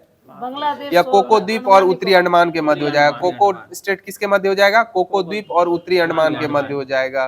बताइएगा 10 डिग्री चैनल किसके मध्य हो जाएगा, अंडमान और निकोबार के मध्य हो जाएगा। 10 डिग्री चैनल किसके मध्य हो जाएगा, अंडमान और निकोबार के मध्य हो जाएगा। बताइएगा मैकमोहन रेखा जो भारत और चीन के मध्य है, इसकी सीमा कब निर्धारित की गई थी, या 1914 में निर्धारित की गई थी। मैकमोहन रेखा जो भारत और चीन के मध्य है, इस कब सीमा निर्धारित की गई थी, 1914 में निर्धारित की गई थी। बताइएगा रेड क्लिफ रेखा जो है यह कब निर्धारित की गई थी, यह 17 अगस्त 1947 को निर्धारित की गई थी। रेड क्लिफ रेखा कब निर्धारित की गई थी, 17 अगस्त 1947 को निर्धारित की गई थी, जो भारत एवं पाकिस्तान के मध्य हो जाएगी। 17 अगस्त 1947 को। बताइएगा काराकोरम श्रेणी को उच्च एशिया का क्या कहा जाता है, उच्च एशिया की रीढ़ के नाम से जाना जाता है। काराकोरम श्रेणी को किसके नाम से जाना जाता है, उच्च एशिया की रीढ़ के नाम से जाना जाता है। तो साथियों कॉस्मोस पब्लिकेशन का जो ज्योग्राफी दिया गया था वो समाप्त कर दिया गया है। अब आगे की कड़ी में आप लोग के मध्य केमिस्ट्री प्रारंभ किया जा रहा है। बताइएगा जंग लगने पर लोहे के भार पर क्या प्रभाव पड़ता है, पहले बढ़ता है फिर धीरे धीरे घटता जाता है, पहले बढ़ता है फिर धीरे धीरे घटता जाता है। बताइए मूत्रालयों से आने वाली गंध का मुख्य कारण क्या होता है, मूत्र में अमोनिया की उपस्थिति हो जाएगी। मूत्रालय से आने वाली गंध का मुख्य कारण क्या होता है, मूत्र में अमोनिया की उपस्थिति हो जाएगी। बताइए कार्बन नैनो ट्यूब्स का आविष्कार किसने किया था, सुमियो आइजीमा के द्वारा किया गया था। कार्बन नैनो ट्यूब्स का आविष्कार किसने किया था, सुमियो आइजीमा के द्वारा कार्बन नैनो ट्यूब्स का आविष्कार किया गया था। पता है भारत में जल विलवनीकरण संयंत्र कहाँ स्थित है, भारत में जल विलवनीकरण संयंत्र कहाँ स्थित हो जाएगा, या लक्षद्वीप में हो जाएगा? कहाँ हो जाएगा? लक्षद्वीप में हो जाएगा। बताइएगा किसका प्रयोग कीटनाशक के रूप में भी किया जाता है? या अल्मुनियम फॉस्फाइड हो जाएगा। किसका प्रयोग कीटनाशक के रूप में किया जाता है? अल्मुनियम फॉस्फाइड का प्रयोग कीटनाशक के रूप में किया जाता है। बताइएगा यशद पुष्प किसे कहते हैं? या जिंक ऑक्साइड को कहते हैं। यशद पुष्प किसको कहते हैं? जिंक ऑक्साइड को कहते हैं। बताइएगा रेशम किसका उदाहरण है? या प्राकृतिक बहुलक का उदाहरण हो जाएगा। रेशम किसका उदाहरण हो जाएगा? प्राकृतिक बहुलक का उदाहरण हो जाएगा। बताइएगा पोटेशियम नाइट्रेट का प्रयोग मुख्यतः किस पदार्थ के निर्माण में होता है? या उर्वरक के निर्माण में होता है? पोटेशियम नाइट्रेट का प्रयोग मुख्यतः किस पदार्थ के निर्माण में होता है? उर्वरक के निर्माण में होता है। बताइएगा पदार्थ की वह अवस्था जिसकी निश्चित आकृति और निश्चित आयतन होता है या ठोस अवस्था हो जाएगी। पदार्थ की वह अवस्था जिसका एक निश्चित आकृति और निश्चित आयतन होता है कौन सी अवस्था हो जाएगी? ठोस हो जाएगी। बताए सूर्य का निर्माण मुख्यतः किस तत्व से हुआ है? हाइड्रोजन से हुआ है। सूर्य का निर्माण मुख्यतः किस तत्व से हुआ है? हाइड्रोजन से हुआ है। हाइड्रोजन को क्या कहते हैं? भविष्य का ईंधन कहा जाता है। और सूर्य की जो ऊर्जा है वह किस ऊर्जा का स्वरूप हो जाएगा? नाभिकीय संलयन का हो जाएगा। किसका हो जाएगा? नाभिकीय संलयन का स्वरूप हो जाएगा। बताइए साबुन बनाने में किस पदार्थ का प्रयोग किया जाता है? या वनस्पति तेल का प्रयोग किया जाता है। साबुन बनाने में किसका प्रयोग किया जाता है? वनस्पति तेल का प्रयोग करते हैं। बताइएगा गोबर गैस का मुख्य घटक क्या होता है? मीथेन हो जाएगा। गोबर गैस का मुख्य घटक क्या हो जाएगा? मीथेन हो जाएगा। बताइए पृथ्वी के वायुमंडल में कौन सी गैस पर्याप्त मात्रा में पाई जाती है? नाइट्रोजन हो जाएगा। पृथ्वी के वायुमंडल में कौन सी गैस पर्याप्त मात्रा में पाई जाती है? नाइट्रोजन हो जाएगा। और बताइएगा वायुमंडल में अनुपस्थित अक्रिय गैस कौन सी हो जाएगी? रेडॉन हो जाएगी। वायुमंडल में अनुपस्थित अक्रिय गैस कौन सी हो जाएगी? रेडॉन हो जाएगी। बताइएगा हरा कशिश का रासायनिक नाम क्या है? फेरस सल्फेट हो जाएगा। हरा कशिश का रासायनिक नाम क्या हो जाएगा? फेरस सल्फेट हो जाएगा। बताइएगा चार्ल्स का नियम पदार्थ के किन गुणों के मध्य संबंधों को व्यक्त करता है? या आयतन और तापमान को करता है। किसको करता है? आयतन और तापमान को। चार्ल्स का नियम आयतन ताप हो जाएगा। बताइएगा सीएनजी का पूर्ण रूप क्या होता है? कंप्रेस्ड नेचुरल गैस हो जाएगा। और सीएनजी में कौन सा घटक होता है? सीएनजी में मीथेन हो जाएगा। सीएनजी में मीथेन, एलपीजी में ब्यूटेन। बताइएगा रेडियो सक्रियता की खोज किसने की थी? हेनरी बैकुरल ने की थी। और रेडियो सक्रियता को किसमें मापते हैं? जीएम काउंटर में मापते हैं। रेडियो सक्रियता की खोज किसने की थी? हेनरी बैकुरल के द्वारा की गई थी। और रेडियो सक्रियता को किसमें मापते हैं? जीएम काउंटर में मापते हैं। बताइएगा बायोडीजल के निर्माण में किसका प्रयोग किया जाता है? जेट्रोफा, सरसों, जोजोबा और अलसी आदि का प्रयोग किया जाता है। बायोडीजल के निर्माण में किसका प्रयोग किया जाता है? जेट्रोफा, सरसों, जोजोबा और अलसी आदि का प्रयोग किया जाता है। तो साथियों कॉस्मोस पब्लिकेशन का जो रसायन दिया गया था वो भी समाप्त कर दिया गया है। आगे की कड़ी में आप लोग के मध्य बायो प्रारंभ किया जा रहा है। बताइएगा मानव शरीर में कौन सी रक्त कोशिकाएं संक्रमण से शरीर की रक्षा करती है? या डब्ल्यूबीसी करती है। मानव शरीर में कौन सी रक्त कोशिकाएं संक्रमण से शरीर की रक्षा करती है? डब्ल्यूबीसी करती है। बताइएगा विटामिन हमें प्रतिरक्षा प्रदान करता है या ऊर्जा? प्रतिरक्षा प्रदान करता है। विटामिन हमें क्या प्रदान करता है? प्रतिरक्षा प्रदान करता है। और प्रोटीन हमें क्या प्रदान करता है? ऊर्जा प्रदान करता है। प्रोटीन वसा और कार्बोहाइड्रेट ऊर्जा। प्रोटीन जो वृद्धि करता है वृद्धि के लिए होता है प्रोटीन। ऊर्जा कौन करेगा? कार्बोहाइड्रेट एवं वसा। और कार्बोहाइड्रेट और वसा में सर्वाधिक कौन करेगा? मात्रा समान रहने पर वसा सर्वाधिक ऊर्जा प्रदान करेगा। कौन करेगा? सर्वाधिक वसा ऊर्जा प्रदान करेगा। बताइएगा किस रक्त समूह का व्यक्ति सर्वदाता होता है? ओ निगेटिव हो जाएगा। किस रक्त समूह का व्यक्ति सर्वदाता होता है? ओ निगेटिव हो जाएगा। सर्वग्राही कौन हो जाएगा? एबी पॉजिटिव हो जाएगा। कौन हो जाएगा? एबी पॉजिटिव हो जाएगा। बताइएगा वृद्ध व्यक्ति का रक्तदाब सामान्यतः क्या हो जाता है? बढ़ जाता है। वृद्ध व्यक्ति का रक्तदाब क्या होता है? सामान्यतः बढ़ जाता है। रक्तदाब को कौन सी ग्रंथि नियंत्रित करती है?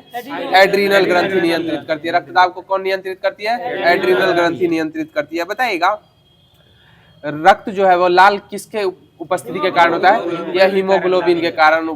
हीमोग्लोबिन की उपस्थिति के कारण लाल रक्त जो होता है वो लाल दिखाई पड़ता है। बताइएगा रक्त समूहों के खोजकर्ता कौन थे? कार्ल लैंडस्टनर हो जाएंगे। रक्त समूह के खोजकर्ता कौन हो जाएंगे? कार्ल लैंडस्टनर हो जाएंगे। और रक्त परिसंचरण की खोज किसने की थी? विलियम हार्वे के द्वारा की गई थी। रक्त परिसंचरण की खोज किसने की थी? विलियम हार्वे के द्वारा की गई थी। बताइए RH कारक का नाम किस जंतु से संबंधित है? या बंदर से संबंधित हो जाएगा। RH कारक का संबंध किस जंतु से हो जाएगा? या बंदर से हो जाएगा। बताइएगा श्वेत रुधिर कणिकाओं का मुख्य कार्य क्या होता है? शरीर की प्रतिरक्षा करना हो जाएगा। WBC का मुख्य प्रमुख कार्य क्या होता है? शरीर की प्रतिरक्षा करना हो जाएगा। बताइएगा लाल रक्त कणिकाएं शरीर के किस अंग में नष्ट हो जाती है?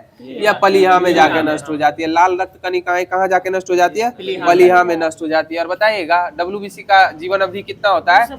2 से 5 दिन हो जाएगा। WBC की जीवन अवधि कितनी होती है? 2 से 5 दिन। और RBC की कितनी होती है? 20 से 120 दिन हो जाएगी। RBC की जीवन अवधि कितनी होती है? 20 से 120 दिन हो जाएगी। बताइएगा यदि एक पिता का रक्त वर्ग A है और माता का रक्त वर्ग O तो संतान का रक्त वर्ग क्या होगा? A और O हो सकता है। क्या होता है? A या O हो सकता है। बताइएगा दिल का दौरा पड़ने के पहले घंटे को किस नाम से जाना जाता है? गोल्डन आवर के नाम से जाना जाता है। दिल का दौरा पड़ने से पहले घंटे को किस नाम से जाना जाता है? गोल्डन आवर के नाम से जाना जाता है। बताइएगा रुधिर में श्वेत रक्त कणिकाओं की अत्यधिक मात्रा उपस्थिति को किस रोग के नाम से जाना जाता है? या ल्यूकेमिया अथवा रक्त कैंसर के नाम से जाना जाता है। रुधिर में श्वेत रक्त कणिकाओं की अत्यधिक मात्रा की उपस्थिति को किस रोग के नाम से जाना जाता है? ल्यूकेमिया के नाम से जाना जाता है। बताइएगा मनुष्य के शरीर में रक्त दाब जो होता है वो वायुमंडलीय दाब से अधिक होता है या कम होता है? या अधिक होता है। मनुष्य के रक्त दाब जो होता है वायुमंडलीय दाब से अधिक होता है या कम होता है? अधिक होता है। बताइएगा इंसुलिन में कौन सा तत्व पाया जाता है? या जस्ता पाया जाता है। इंसुलिन में कौन सा तत्व पाया जाता है? जस्ता पाया जाता है। बताइएगा इंसुलिन नामक हार्मोन का मुख्य कार्य क्या होता है? रक्त में शर्करा अर्थात ग्लूकोज की मात्रा का नियंत्रण करना होता है। इंसुलिन नामक हार्मोन का मुख्य कार्य क्या होता है? रक्त में शर्करा की मात्रा का नियंत्रण करना हो जाएगा। बताइए रक्त में ग्लूकोज का स्तर किसमें व्यक्त किया जाता है? मिलीग्राम प्रति डेसीलीटर में व्यक्त किया जाता है। रक्त में ग्लूकोज का स्तर किसमें व्यक्त किया जाता है? मिलीग्राम प्रति डेसीलीटर के रूप में व्यक्त किया जाता है। पता है जैविक प्रक्रिया को तेज करने में कौन सा पदार्थ उत्तरदायी होता है? या एंजाइम हो जाएगा। जैविक प्रक्रिया को तेज करने में कौन सा पदार्थ उत्तरदायी होता है? एंजाइम हो जाएगा। बताए रक्त को हृदय तक पहुंचाने वाली धमनियां क्या कहलाती है? हृदय धमनियां कहलाती है। रक्त को हृदय तक पहुंचाने वाली धमनियां क्या कहलाती है? हृदय धमनियां कहलाती है। बताए RBC जो होता है लाल रक्त कणिकाएं यह कहाँ निर्मित होती है? यह अस्थि मज्जा वही बोन मैरो अंग्रेजी नाम हो जाएगा। अस्थि मज्जा में निर्मित होती है। RBC कहाँ निर्मित होती है? अस्थि मज्जा में निर्मित होती है। बताए प्लाज्मा में जल का प्रतिशत कितना होता है? लगभग 90% होता है। प्लाज्मा में जल का प्रतिशत कितना होता है? 90% होता है। बताएगा स्टार्च के जल अपघटन से कौन सा एंजाइम बनता है?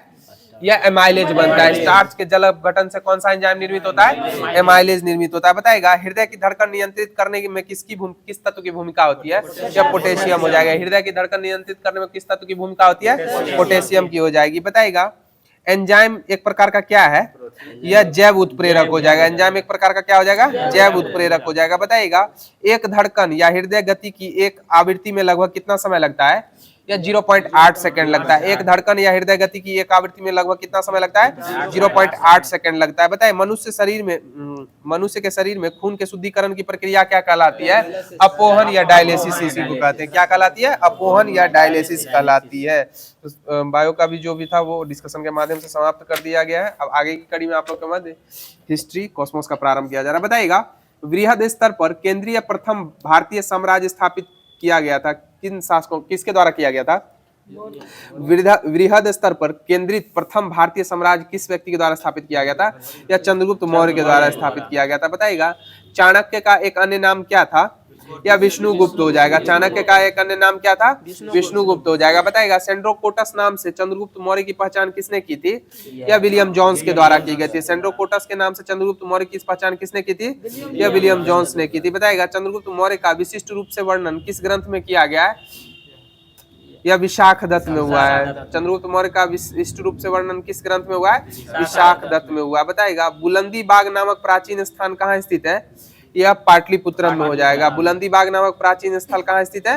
पाटलिपुत्र में स्थित हो जाएगा। बताएगा मैकियावेली के प्रसिद्ध ग्रंथ द प्रिंस की तुलना किससे की गई है? कौटिल्य के अर्थशास्त्र से की गई है। मैकियावेली के प्रसिद्ध ग्रंथ द प्रिंस की तुलना किससे की गई है?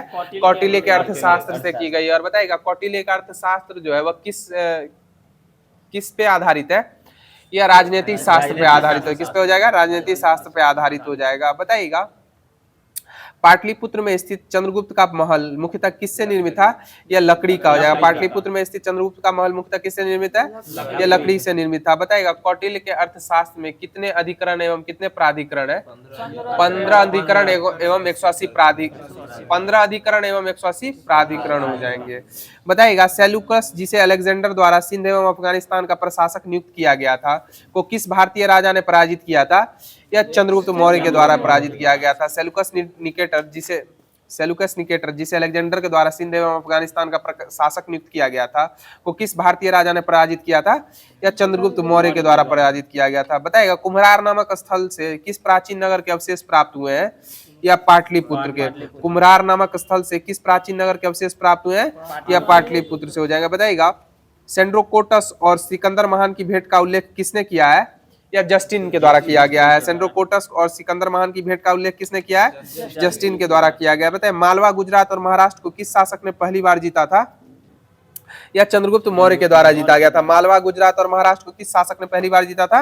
या चंद्रगुप्त मौर्य के द्वारा। बताए मौर्यकालीन अधिकारी पौतवाध्यक्ष का मुख्य कार्य क्या था?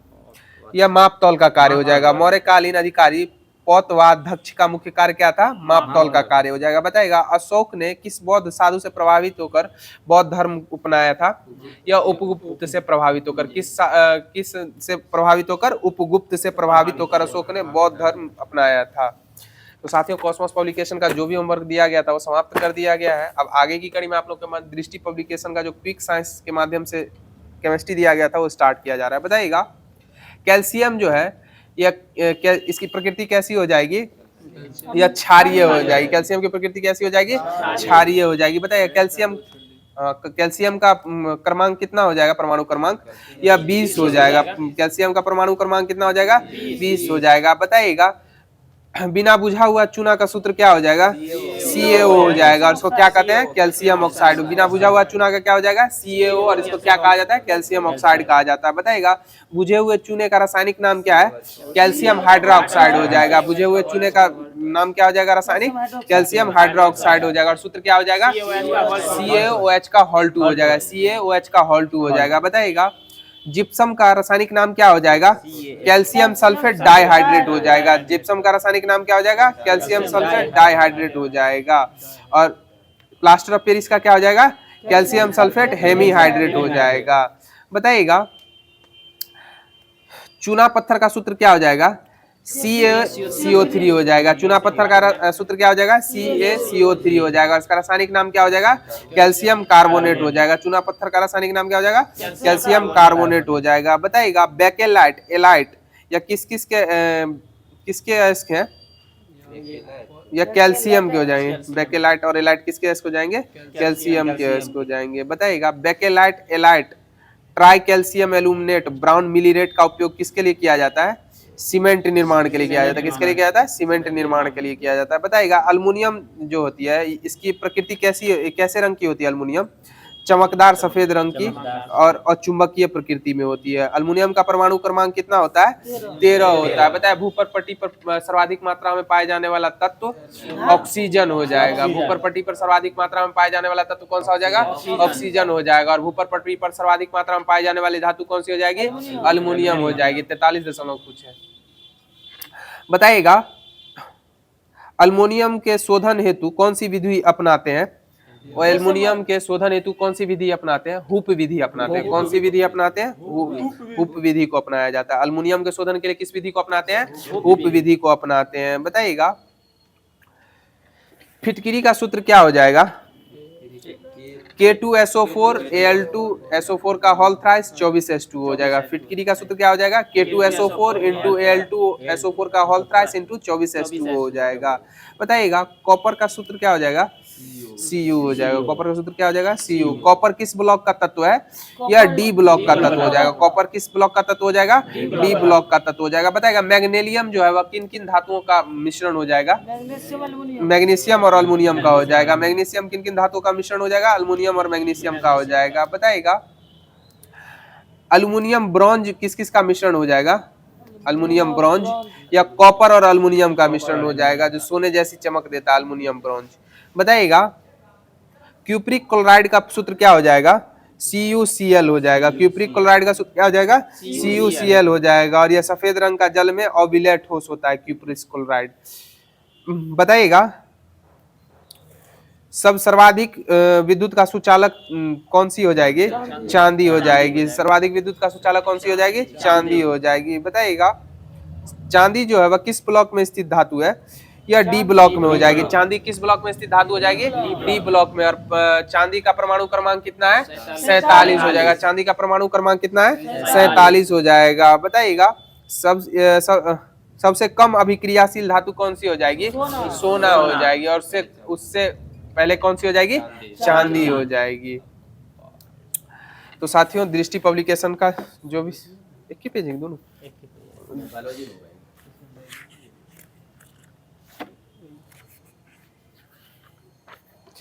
तो साथियों दृष्टि पब्लिकेशन का जो क्विक साइंस दिया गया था वो डिस्कशन के माध्यम से समाप्त कर दिया गया। अब आगे की कड़ी में आप लोग के मध्य स्पीडी पब्लिकेशन का जो रेलवे का सामान्य अध्ययन दिया गया था वो स्टार्ट किया जा रहा है। बताइएगा विद्युत ऊर्जा का व्यवसायिक इकाई क्या है?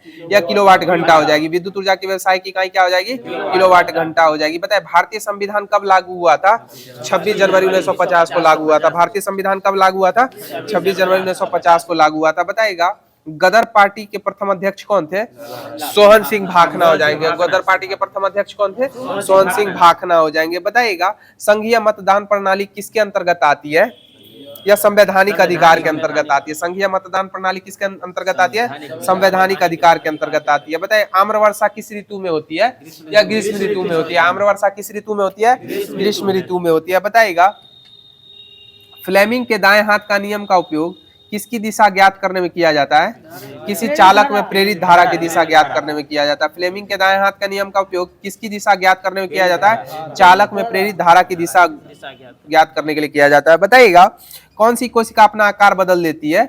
या WBC हो जाएगी। कौन सी कोशिका अपना आकार बदल लेती है? WBC हो जाएगी। बताइएगा गार्ड सेल में कौन सी प्रक्रिया होती है? या रंध्र को खोलकर और बंद करके वाष्पोत्सर्जन की दर को क्या करती है? नियंत्रित करती है। गार्ड सेल में कौन सी प्रक्रिया होती है?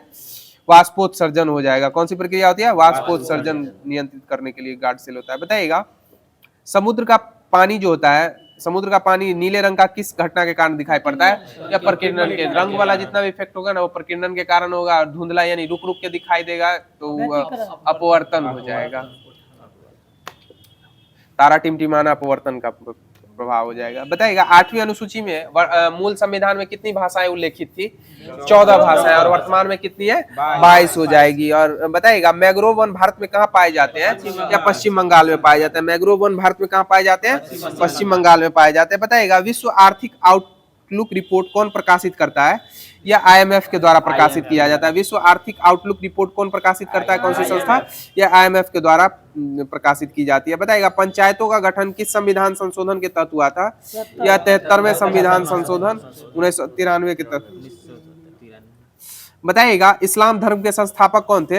हजरत मोहम्मद साहब हो जाएंगे। इस्लाम धर्म के संस्थापक कौन हो जाएंगे? हजरत मोहम्मद साहब हो जाएंगे। बताइएगा हॉर्स पावर के एक हॉर्स पावर कितना वाट के बराबर होता है? 746 वाट के बराबर होता है। एक मीट्रिक हॉर्स पावर कितने के बराबर होता है? कितने वाट के बराबर? 735 वाट के बराबर होता है। एक मीट्रिक हॉर्स पावर कितने के बराबर होता है? 735 वाट के बराबर होता है। और एक हॉर्स पावर कितना वाट के बराबर होता है? 746 वाट के बराबर होता है। बताइएगा मिट्टी जो है वह जैविक घटक है या अजैविक घटक है? अजैविक घटक हो जाएगा। मिट्टी कौन सा घटक हो जाएगा? अजैविक घटक हो जाएगा। वायु, मिट्टी, जल जो हो जाएगा अजैविक घटक हो जाएगा। बताइएगा ऑक्सीजन का हटना और हाइड्रोजन का जुड़ना क्या कहलाता है? अपचयन कहलाता है। ऑक्सीजन का हटना और हाइड्रोजन का जुड़ना क्या कहलाता है? अपचयन कहलाता है। बताइएगा पौधे ऑक्सीकरण कब ऑक्सीजन कब उत्सर्जित करते हैं? किस समय में करते हैं? रात्रि को या दिन को? दिन को करेंगे मास्टर साहब, दिन को। बताइएगा प्राण और दैहिक स्वतंत्रता का संरक्षण किस अनुच्छेद में वर्णित है? यह अनुच्छेद 21 में हो जाएगा। प्राण एवं दैहिक स्वतंत्रता का संरक्षण किस अनुच्छेद में वर्णित है? 21 में हो जाएगा। बताइएगा सर्वाधिक विद्युत धनात्मक तत्व कौन सा है?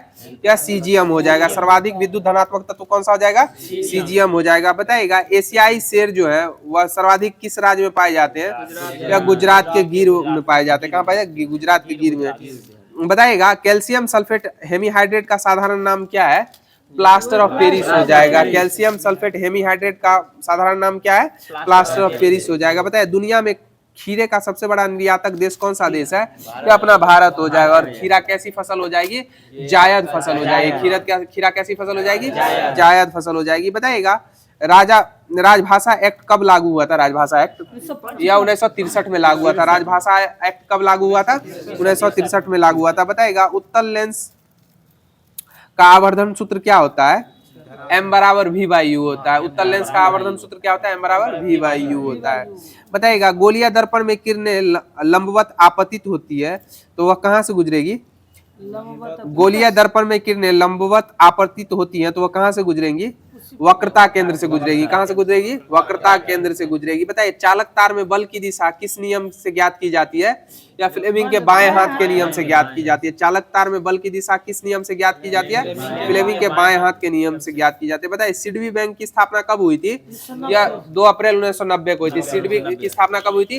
2 अप्रैल 1990 को। और सिडबी का मुख्यालय कहाँ हो जाएगा? लखनऊ उत्तर प्रदेश हो जाएगा। सिडबी का मुख्यालय कहाँ हो जाएगा? लखनऊ उत्तर प्रदेश हो जाएगा। बताएगा वसा के पायसीकरण में क्या आवश्यक होता है? या पित्त की आवश्यकता होती है। वसा के पायसीकरण में किसकी आवश्यकता होती है? पित्त की आवश्यकता होती है। बताइएगा रामकृष्ण मिशन की स्थापना किन्होंने की थी? स्वामी विवेकानंद के द्वारा की गई थी। रामकृष्ण मिशन की स्थापना किन्होंने थी? स्वामी विवेकानंद के द्वारा कब की गई थी? 1897 में की गई थी। स्वामी विवेकानंद के द्वारा कब की गई थी? 1897 में की गई थी। बताए बंधन बैंक की स्थापना कब हुई थी? या 2001 में हुई थी। बंधन बैंक की स्थापना कब हुई थी? 2001 में हुई थी। बताइएगा बांध पुनर्वास और सुधार परियोजना कब लागू हुई थी?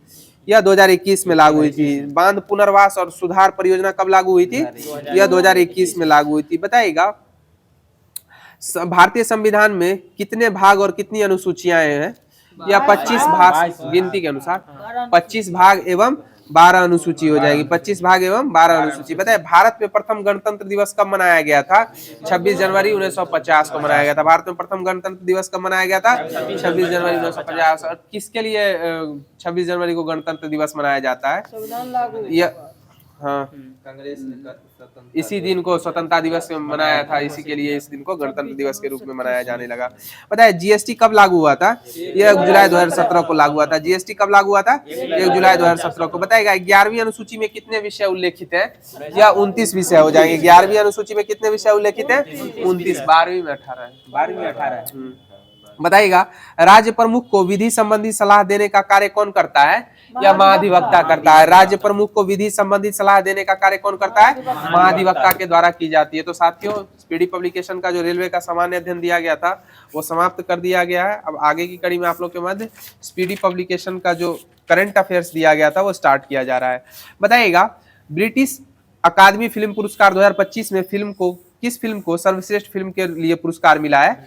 या कॉन्क्लेव को मिला है। ब्रिटिश अकादमी फिल्म पुरस्कार 2025 में किस फिल्म को सर्वश्रेष्ठ फिल्म के लिए पुरस्कार मिला है? या कॉन्क्लेव को मिला है। बताए किस राज्य ने भारत की पहली जीसीसी नीति का अनावरण किया है?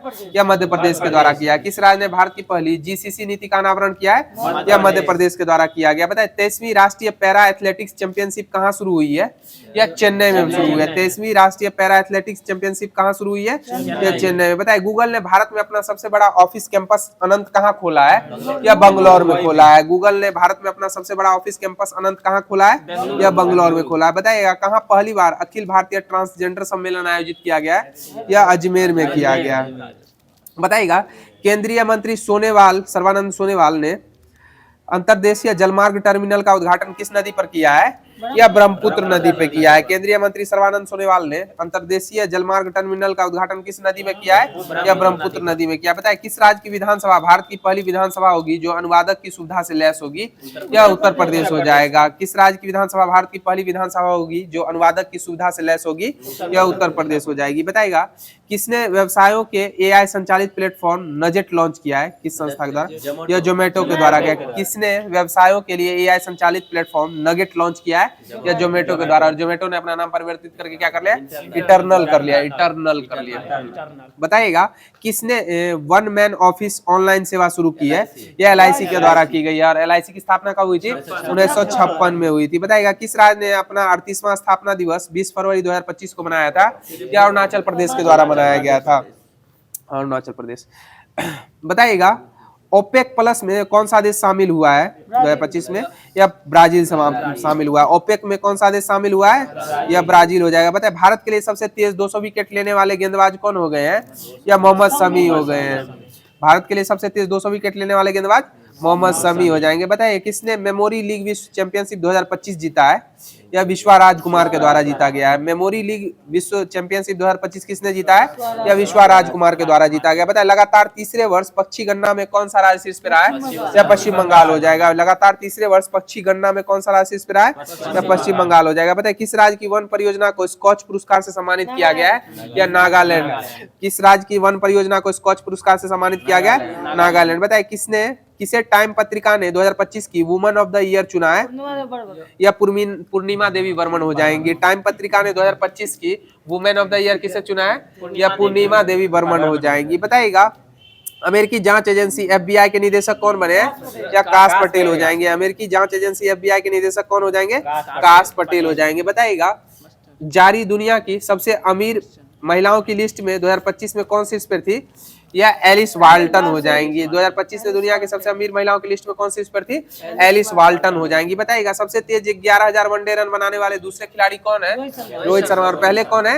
विराट कोहली हो जाएंगे। बताइएगा भारत के किस राज्य में सबसे अधिक गिद्ध पाए गए हैं? या मध्य प्रदेश में। भारत के किस राज्य में सबसे अधिक गिद्ध पाए गए हैं? या मध्य प्रदेश में हो जाएगा। बताइएगा किसने 14वां एशियाई चैंपियनशिप खिताब जीता है 2025 में? या पंकज आडवाणी के द्वारा जीता गया। और बताए life on Mars collected stories का विमोचन अभी हाल फिलहाल में। यह पुस्तक किसके द्वारा लिखी गई है? यह नमिता गोखले के द्वारा। Life on Mars collected story का विमोचन किया गया। यह पुस्तक किसके द्वारा लिखी गई है? नमिता गोखले के द्वारा लिखी गई। बताइएगा RBI ने आर्थिक और वित्तीय डेटा तक पहुंच प्रदान करने के लिए कौन सा ऐप लॉन्च किया है? या RBI डाटा ऐप लॉन्च किया है। बताइएगा किस देश ने नया बेट कोरोना वायरस खोजा है? या चीन के द्वारा खोजा गया। भारत की बिजली की मांग कितने प्रतिशत की दर से 2027 में बढ़ने का अनुमान लगाया गया है? या 6.3% हो जाएगा। भारत की बिजली की मांग कितने प्रतिशत दर से बढ़ने का अनुमान 2027 तक लगाया गया है? 6.3 तक। बताइए भारत अगले 5 साल में किस देश के 1500 सिविल अधिकारियों को प्रशिक्षित करेगा? या श्रीलंका। भारत अगले 5 सालों में किस देश के 1500 सिविल अधिकारियों को प्रशिक्षित करेगा? या श्रीलंका को। और बताइएगा वनडे इंटरनेशनल क्रिकेट में सबसे तेज 14,000 रन बनाने का रिकॉर्ड किस व्यक्ति के द्वारा हासिल किया गया है? या विराट कोहली के द्वारा हासिल किया गया। और आज का लास्ट क्वेश्चन हो जाएगा 2025 में किस हवाई अड्डे को प्रतिष्ठित सर्वश्रेष्ठ सुरक्षा पुरस्कार जीता है भारत के? या मोपा एयरपोर्ट हो जाएगा। मनोहर पारिकर एयरपोर्ट गोवा हो जाएगा। तो साथियों आज की जो होमवर्क सीरीज थी वो यहीं पर समाप्त हो गई है। और जैसा कि ग्रुप का नियम है कि आपके लिए एक क्वेश्चन छोड़ा जाता है जिसका आंसर आप लोगों को कमेंट माध्यम से देना रहता है। क्वेश्चन ध्यान से सुन लीजिएगा। ए पैसेज टू इंडिया के लेखक कौन हो जाएंगे? ए पैसेज टू इंडिया के लेखक कौन हो जाएंगे? तो इस क्वेश्चन का आंसर आप लोग को अधिक से अधिक संख्या में कमेंट माध्यम से अवश्य दीजिएगा।